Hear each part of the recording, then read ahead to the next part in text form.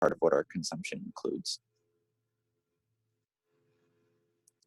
So the technological solution that I'll be presenting on is by the company Carousel. And they have a 3D printed monolithic solid state battery with a sealed anode structure. I know that sounds complex, but I'll definitely go over how that works. So essentially on the left is a diagram of how it works. You can see in the middle is a solid electrolyte, that blue section. And then there's the anode and the cathode on the left and right side. So what makes these batteries solid state is the fact that the electrolyte is not made out of a liquid or a gel material like conventional batteries. Instead, the firm uses ceramic, which means that unlike existing batteries on the market, there is no liquid that can heat up to the point of bursting the battery. As explained from another source, the battery in your phone or camera is likely lithium ion, which is light, charges quickly, and is rechargeable. And it's made up of solid lithium electrodes set in a chemical electrolyte. So that's the conventional battery. And solid state batteries ditch that liquid electrolyte in favor of solid conductive material, such as the polymer or ceramic. This is a diagram of the conventional battery versus the all solid state battery. So there's a solid anode and a solid cathode, and then the chemical electrolyte on the left. And then in the all solid state battery, there's a solid electrolyte in the middle, and then a solid anode and a solid cathode.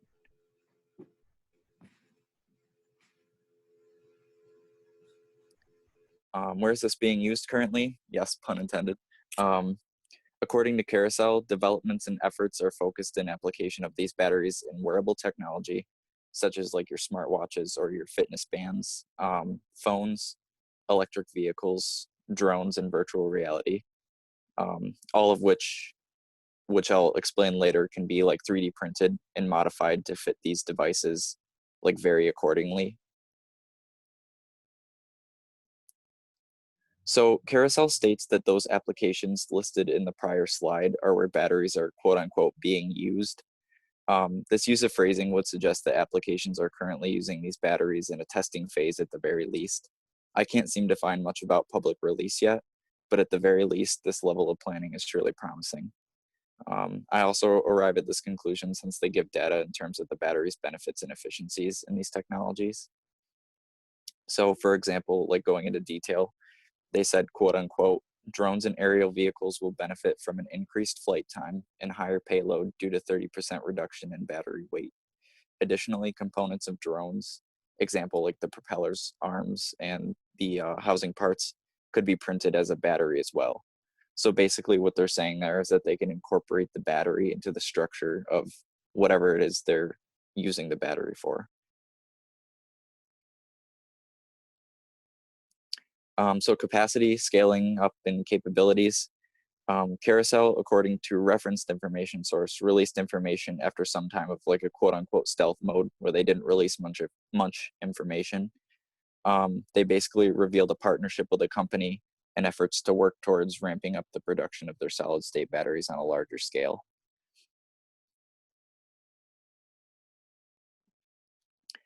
So in their production, 3D printing is the essential tool in the mass production of this product, according to Carousel. So in terms of capabilities, they could use 3D printing to lessen the amount of material needed in order to produce the battery. And they could also fit it to whatever product as explained before. I think their biggest example in one of the articles that I read was like an electric dirt bike, where they were able to include the battery in the components of like the body of the dirt bike. So like they could make it layered underneath the seat so that it's a very solid structure, but also very safe. And since it's like less flammable, or actually I'm pretty sure it is like not able to produce any combustion compared to the other batteries, it's a lot safer.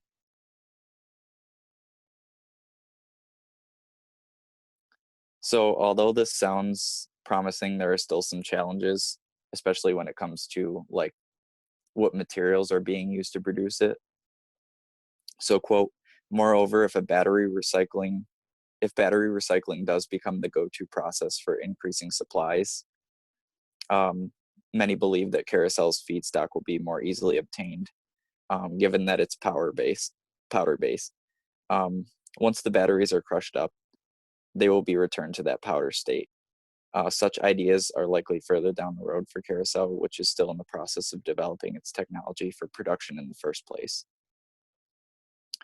So personally, I think it would be great to see Carousel include sustainable materials in building these batteries somehow, so that in the recycling process, they could either completely recycle it, or any materials that are waste in the beginning, there wouldn't be much waste if there need be waste, especially with today.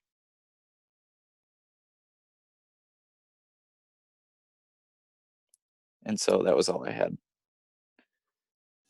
Okay, thank you. Guys, clap, clap. Good job. Nice job. Isn't there like a clap emoji? Nah. Yeah, there is. I've seen people use it. Oh, look at all these claps in the chat. Did it. Yeah. Okay. Okay, Charles, thank you. Okay. So that was well executed in a Zoom format. So I have a couple questions I'm just curious about. Does anybody else have questions you want to ask before me?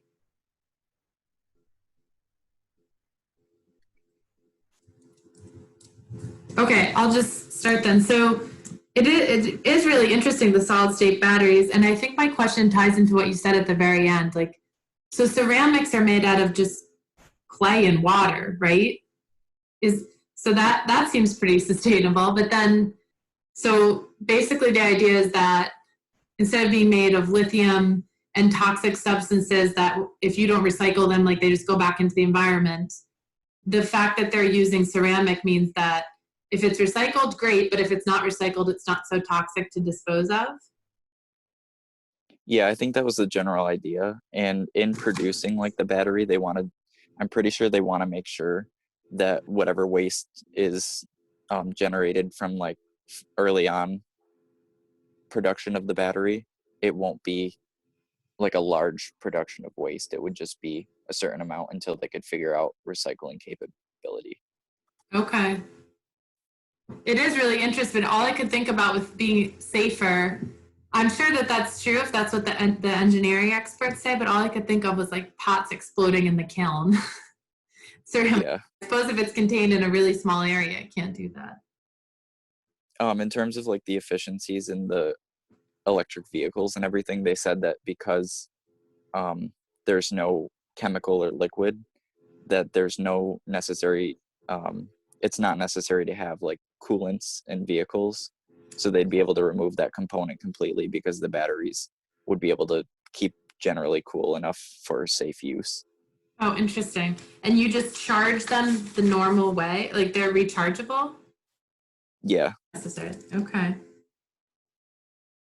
So far as I've read, that they've stated that they were rechargeable. Okay. Well, we'll have to keep on the lookout for those, or maybe they're already in our watches and phones.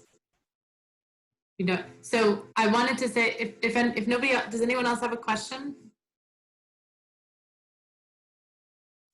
Okay, so I just wanted to make one other note about, so the way that Charles dealt with not necessarily being able to figure out something from what was available online, that being whether or not, like it seemed unclear whether or not Carousel had actually, is this battery actually being used in a ton of applications right now, or are they just saying it could be used in them and that's our hope?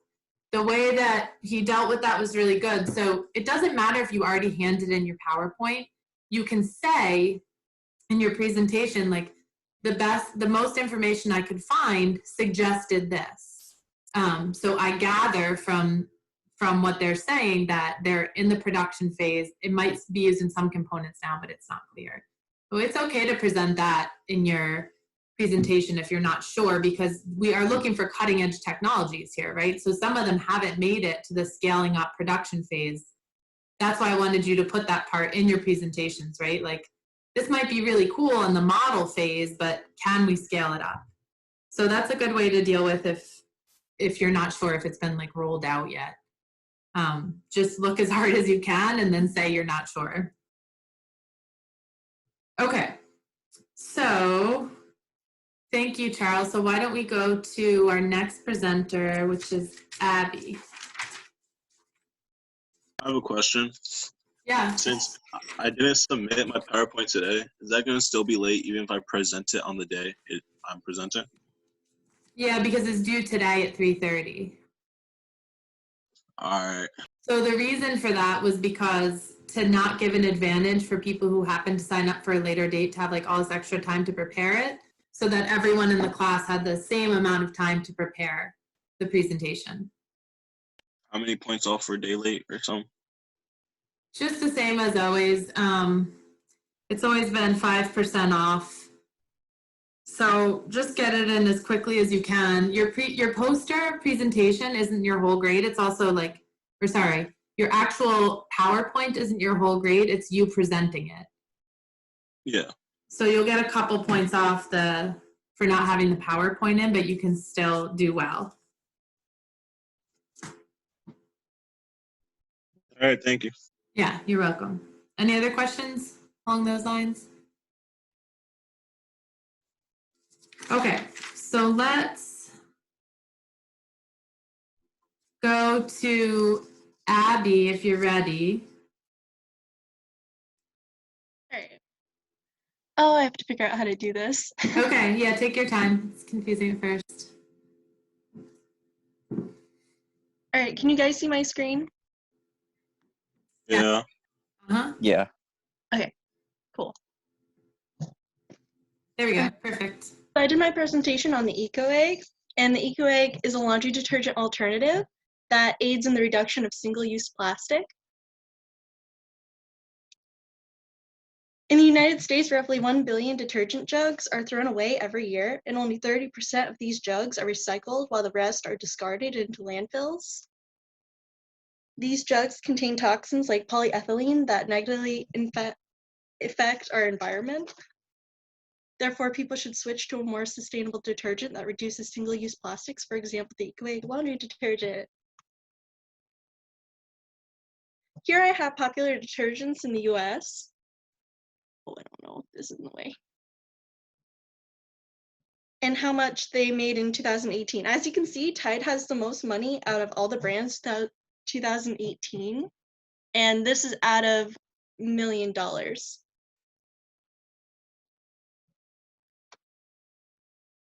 Sodium lauryl ether sulfates are a main ingredient and one of the most common chemicals in detergents, originally used as garage floor degreaser.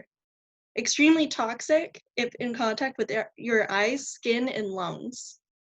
Phosphates cause damage to marine populations and are linked to cardiovascular cancer.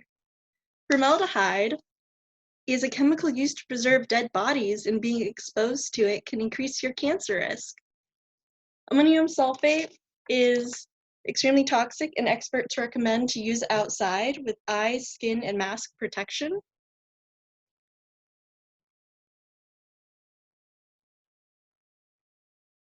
Okay, the Eco Egg was founded by Rob Knight in 2008 in the UK. It has low levels of natural fragrance to reduce the chance of irritation for sensitive skin.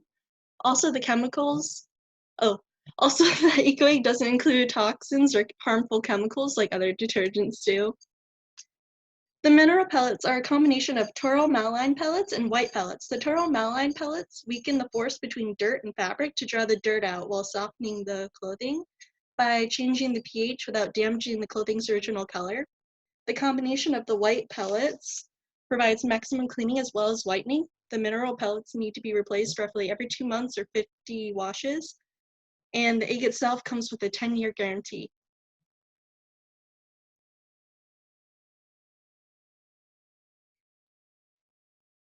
First, the washer must be detoxed to get rid of any residue the previous detergent left behind to provide maximum cleaning. and then you just unscrew your egg and pour the pellets in the larger portion. You close it, and then you toss it in your washer and begin washing your clothes. The Eco Egg won the Queen's Award for Enterprise for Innovation awarded in 2016 and has held Allergy UK's Allergy Friendly Product Award since 2011. I chose Arm & Hammer and Tide to compare to the Eco Egg. As you can see, the Arm & Hammer costs less at $5.99 than the starting price of the Eco Egg, which is at $8.20.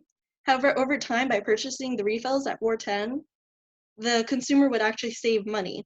I chose Tide because it's the most purchased detergent. As you can see, initially the egg is much more cheaper and will continue to be the cheaper option. As of right now, most purchases for the Eco Egg are for household use, but if hotels and laundromats started purchasing and selling the Eco Egg, they and you, the consumer, would be saving money and reducing the amount of single-use plastic. Currently, hotels use industrial detergents which are extremely harmful and chock full of phosphates. This is my estimation for hotels. So the hotels change their bedding every 3 days in every room. I made it so one room fills one washer. The average size hotel is about 151 rooms, and each room gets washed 10 times a month. So that's 1,510 washes per month. The average cost for a wash is 21 cents and $317 per month. In bulk, one could buy 720 washes of Eco Egg for $34.97. Thus, 5 cents per wash. Monthly, it would be $75.50. So hotels would actually save $241.50 per month and $2,900 per year, which is 76% of their dollars saved. If the biggest hotel in the US were to use the Eco Egg, they would save $130,000 per year. Yep.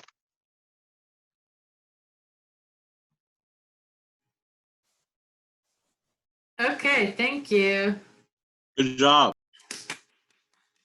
Clap emoji. We're just actually clap. Good job, Abby. So yeah, I think, is the Eco Egg available online? You can just buy it on, it has a website? Yep, it has an official website, and you can also buy it on Amazon. And do you have one? No, I really want one. Okay, well, that could be everyone's end of the year present to themselves. I haven't thought about getting one of those, but I think I might. You convinced me. It sounds really interesting, and I really like the part at the end where so I like how you scaled up by talking about, okay, well, this is for household use, but individual households do a ton of laundry, but huge hotel chains do as well, right? So what's the amount that they could save and lessen their impact on the environment? And the financial savings is quite a lot. So it'd be interesting to talk to one of the hotels about why they haven't done something like that, or if they're just not aware. But I think a lot of times these types of innovation, they just require mass adoption for it to become, it's like it needs critical mass of people doing it. But the hotels, if that worked for their laundry, would also love to put on their little, you know, they put on the little thing like, don't put your towels on the floor, we're saving the environment. / it saves us money if we don't wash your towels. Like, they would love to put that they wash with the Eco Egg too, right? And it also saves them money, so it has other benefits for them. So that is a really interesting technology, and I hope more hotels do adopt that. We can all leave that as a comment in hotels from now on, if we ever stay in a hotel again. Okay, so thank you, everybody. You might have noticed, any other questions for Abby? I had a question. Yeah.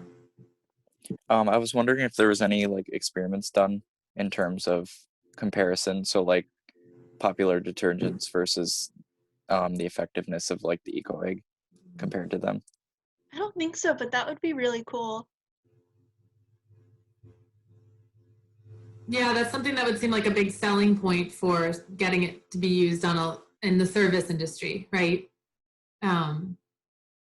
to see how it works on large loads of industrial laundry.